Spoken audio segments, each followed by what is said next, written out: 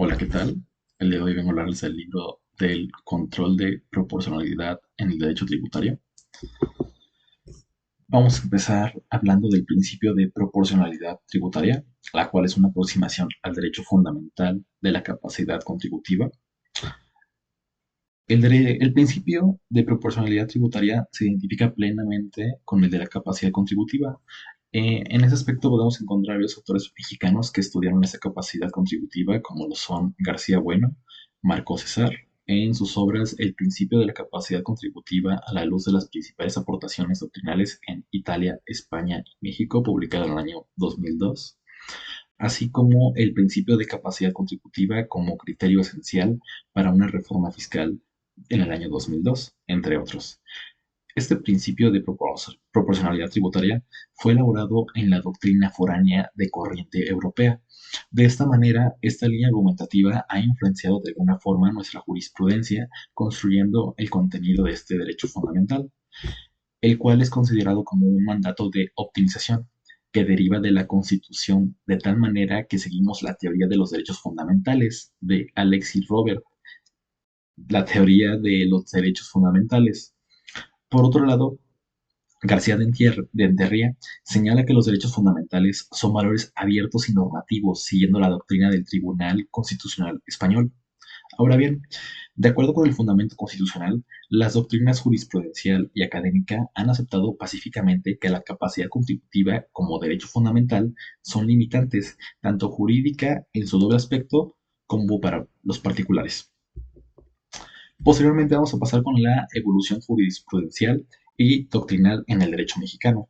Aquí la evolución jurisprudencial sobre el principio de la proporcionalidad tributaria se puede dividir en dos grandes periodos, que se dividen a su vez en dos etapas evolutivas.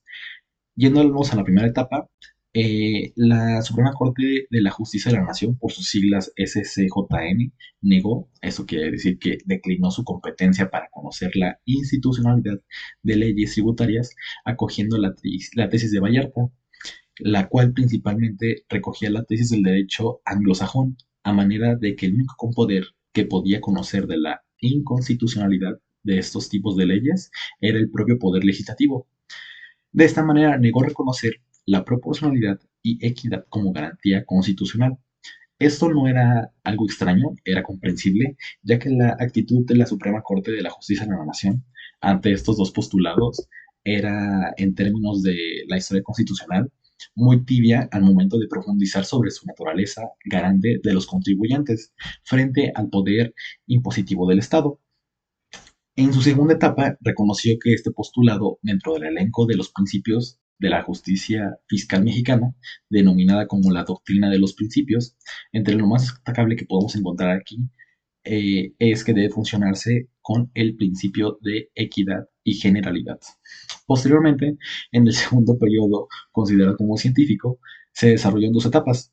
La primera fue cuando se introdució el principio de capacidad contributiva a través de la proporcionalidad tributaria, y la segunda es por la que estamos atravesando ahora mismo, cómo se ha perfilado la capacidad contributiva dentro de la proporcionalidad tributaria. La siguiente etapa es la precientífica. En esta etapa, durante su primera etapa, la Suprema Corte de la Justicia de la Nación no tuvo gran participación sobre el tema de las normas tributarias, se mantuvo un poco a raya, y en el primer desarrollo de la dogmática tributaria, por allá de los años 50, se sostenía que los principios de proporcionalidad y equidad podían estudiarse congregados como la manifestación del principio de justicia tributaria, o bien como postulados distintos. En este caso, el autor Flores Zavala indicó que la Corte, por jurisprudencia, ha cometido un gran error al separar incorrectamente los principios de proporcionalidad, equidad y destino del gasto público. También es importante señalar que el legislador tributarista ha intentado incorporar en nuestro sistema tributario el principio de capacidad contribuida.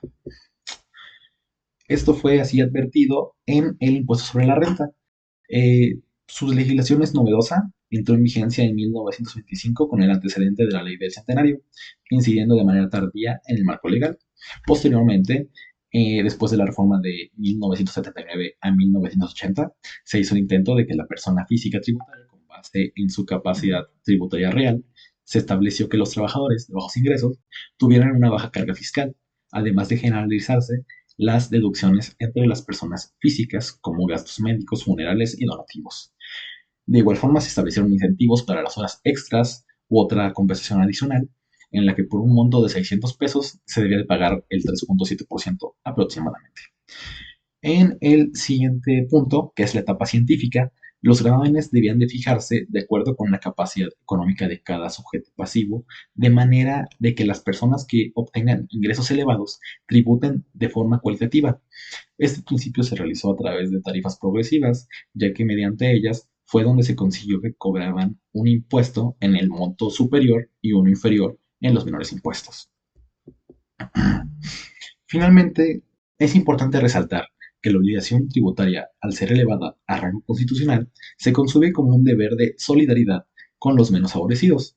Es así que la obligación tributaria es un deber constitucional que debe protegerse y cumplirse, pero a su vez también genera derechos subjetivos a favor de los contribuyentes. Muchas gracias.